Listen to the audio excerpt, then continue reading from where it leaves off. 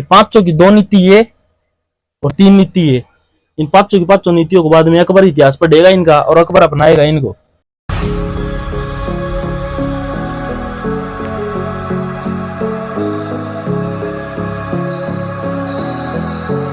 नमस्कार दोस्तों, स्वागत है आपका मेरे YouTube चैनल पर जी एस भाई वर्मा सर पर। ठीक है, 2-3 दिन से भाई तबीयत खराब चल रही थी तो वीडियो नहीं आ पाई, उसके लिए सॉरी चाहता हूं मैं।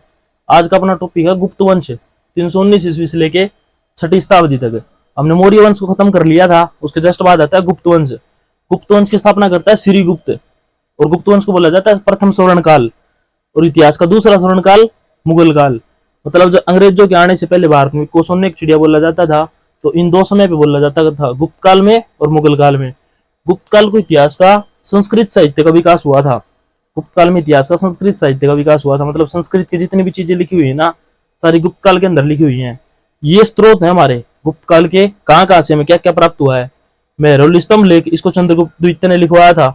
एरण अभिलेख इसको भानुगुप्त ने लिखवाया था। प्रथम सती होने का प्रमाण मिलता है एरण अभिलेख से। सती तो समझते हो ना आप लोग, जब स्त्री को जला दिया जाता है हस्बैंड की डेथ होने के बाद, तो उसको सती बोलते हैं। इसका प्रथम साक्ष्य एरण अभिलेख से मिलता है। तीसरा होता है पुनाताम्र अभिलेख, इसको प्रभावती ने लिखवाया था। प्रभावती होती है चंद्रगुप्त द्वितीय की बेटी। इसके बाद देखते हैं हम जूनागढ़ अभिलेख को, इसको रुद्रदामन ने लिखवाया था। ये संस्कृत साहित्य का सबसे लंबा अभिलेख है इतिहास का। बाद में आता है बिलसड़ अभिलेख, इसको कुमार गुप्त ने लिखवाया। कुमार गुप्त यही है जिसने नालंदा विश्वविद्यालय की स्थापना करवाई थी। बाद में आते हैं गुप्त वंश की कुछ प्रसिद्ध किताबें। एक कालिदास होता है जो कुछ किताबों को लिखता है। अभिज्ञान शकुंतलम, मेघदूतम, रघुवंशम, कुमार संभवतम, ऋतुसागरम, मालविकाग्निमित्रम, जिसमें फर्स्ट लव स्टोरी ऑफ ब्राह्मण वंश की लिखी जाती है। विक्रमवसीयम। इसके बाद आता है विशाखदत्त, इसने मुद्रा राक्षस को लिखवाया। देवी चंद्रगुप्तम को लिखवाया। वराहमिहिर ने क्या क्या लिखवाया, बृहद संहिता और पंच सिद्धांत नीतिका। दंडी ने क्या लिखा है, काव्य दर्शन और 10 कुमार चरित्रम। ये कुछ किताबें हैं जो गुप्त काल में लिखी गई थी। बाणभट्ट है इंपॉर्टेंट, बाणभट्ट की 2 किताबें हैं, हर्षचरित्र और कादम्बरी। हर्षवर्धन मोस्ट इंपोर्टेंट है, हर्षवर्धन की 3 किताबें हैं, नागानंद, रत्नावली और प्रियदर्शिका। आर्यभट्ट किताबें लिखता है, सूर्य सिद्धांतम आर्यभट्टम, मोस्ट इंपोर्टेंट है, ये जरूर पेपर में देखने को मिलता है। इसके वात्स्यायना कामसूत्र, ये भी मोस्ट इंपोर्टेंट है। कामदत्त नीतिशास्त्र, भाष्य चरुदत्ता और अरुभंग 2 किताबें लिखता है भाष्य। वत्स्यभट्टी क्या क्या लिखता है, रावणवध। पाणिनि अष्टाध्यायी लिखता है, मोस्ट इंपोर्टेंट है ये भी। और कल्याण राजतरंगिणी। ठीक है, इसके बाद देखते हैं आगे गुप्त वंश को, पूरा डिटेल एक्सप्लेन करेंगे इसको।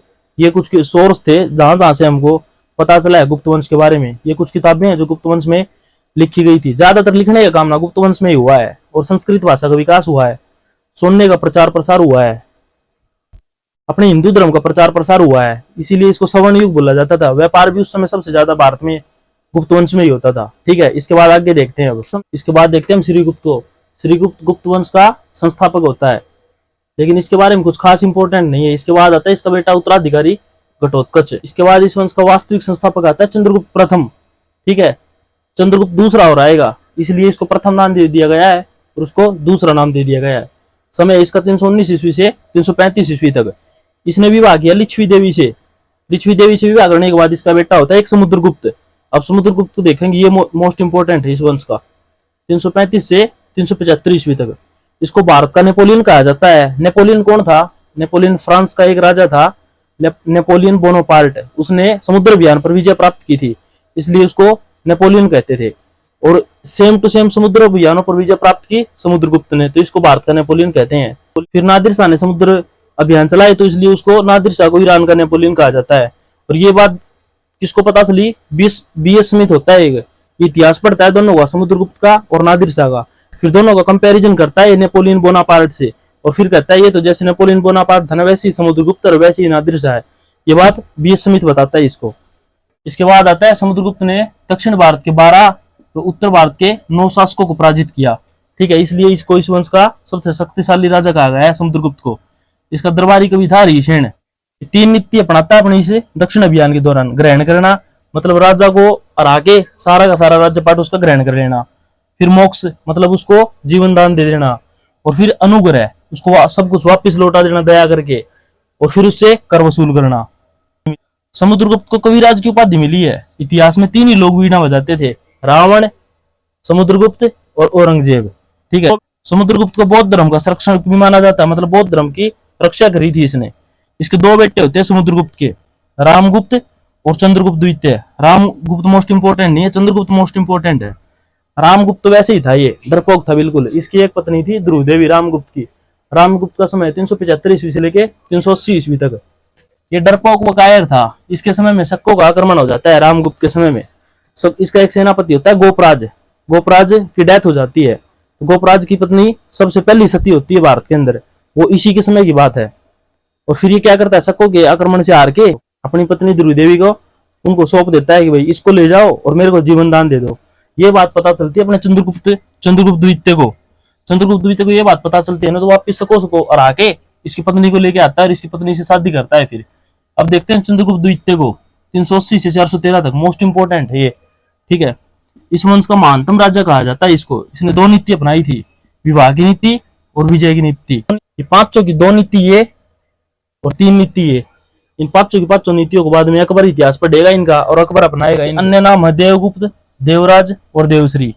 इसने भारत इतिहास में नवरत्न रखने का काम किया था। दरअसल जो पुराने राजा महाराजा होते थे ना, वो भी अपने पीछे वालों का इतिहास पढ़ते रहते थे और उनसे कुछ ना कुछ सीखते रहते थे। उनकी गलतियों से भी सीखते थे और उनकी खूबियों से भी सीखते थे। इसलिए इतिहास पढ़ना होता है ताकि हम पिछली चीजों से कुछ ना कुछ सीख सकें और उन गलतियों को न करें जो उन लोगों ने की थी और उन खूबियों को अपना ले जो उन लोगों ने अपनाई थी। अकबर यही काम करता है, 5 की 5 तो ये नीति अपना लेता है और नवरत्न रखने का काम करता है इतिहास से और अपने दरबार में नवरत्न रखता है।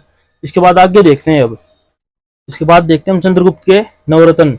ऐसे ही नवरत्न अकबर भी रखता है अपने दरबार में। ठीक है, पहला नवरत्न होता है इसका अमर सिंह, जिसने अमरकोश लिखी थी, संस्कृत भाषा की पहली व्याकरण। दूसरा कालिदास, जिसको शेक्सपियर ऑफ इंडिया भी कहा जाता है, इसकी काफी किताबें हैं, फेमस राइटर है ये। तीसरा धनवंतरी, जो उस समय का डॉक्टर था। चौथा हरिसेन, जो प्रयाग प्रशस्ति को लिखता है। पांचवा क्षणिक, ये एस्ट्रोलॉजर था, मतलब ज्योतिषी था उस समय का ये। छठा शंकु, स्थापत्यकार। सातवां वराहमिरी, खगोल शास्त्री। इसके बाद चंद्रगुप्त के नवरत्न देखते हैं। पहला नवरत्न है अमर सिंह, जिसने अमरकोश लिखी, संस्कृत भाषा की पहली वोकैबुलरी। दूसरा कालिदास। तीसरा धनवंतरी, ये डॉक्टर था उस समय का और ये फेमस राइटर था कालिदास। चौथा हरिसेन, इसने प्रयाग प्रशस्ति लिखी। पांचवा छपणग, एस्ट्रोलॉजर था ये, मतलब ज्योतिषी था उस समय का। छठा शंकु, मतलब स्थापत्यकार। ठीक है। सातवां वराहमिर, खगोल शास्त्री था ये, एस्ट्रोलॉजर। आठवां भरूची, इसने पहली व्याकरण लिखी थी। और नौवां वेतालभट्ट, ये जादूगर था। ठीक है। इसके बाद देखते हैं चंद्रगुप्त द्वितीय की राजधानी पाटलिपुत्र और इसके दरबार में विदेशी यात्री आया फाहियान। 319 ईस्वी से 413 ईस्वी तक रहता है, बाद में चला जाता है ये। चंद्रगुप्त रुद्रसेन तृतीय को मार के शकों का नाश करता है। दरअसल चंद्रगुप्त द्वितीय की एक बेटी होती है प्रभावती। प्रभावती प्यार करती थी रुद्रदामन सेकंड से, जो वाकाटक वंश का शासक था। और रुद्रदामन तृतीय शक वंश का है। ये शक वंश वाला क्या करता है, प्रभावती को परेशान करना शुरू कर देता है। प्रभावती परेशान होके अपने पिता को बताती है चंद्रगुप्त द्वितीय को कि ऐसे ऐसे बात है, ये रुद्रदामन तृतीय नहीं मेरे को परेशान कर रहा है। उसको मरवा देती है ये और फिर सारे शकों को नाश कर देता है चंद्रगुप्त द्वितीय। और उसकी प्रभावती की शादी हो जाती है। इसने विक्रमादित्य की उपाधि ली, शकों को मार के सारे शकों को नाश कर देता है भारत से। इतिहास में 14 विक्रमादित्य हुए हैं। और भागवत धर्म का प्रचार प्रसार करता है। भागवत धर्म में किसकी पूजा होती है, विष्णु की। इसके बाद आता है कुमारगुप्त 413 से 454 ईस्वी तक। कुमारगुप्त आते क्या करता है, भारत में नालंदा विश्वविद्यालय की स्थापना करवाता है, जो भारत का सबसे प्राचीन विश्वविद्यालय है। भारत का सबसे प्राचीन विश्वविद्यालय नालंदा। और संसार का सबसे प्राचीन विश्वविद्यालय उस समय में भारत में था ये तक्षशिला, लेकिन अब पाकिस्तान में है तक्षशिला। 2016 में नालंदा को यूनेस्को में शामिल कर दिया गया है।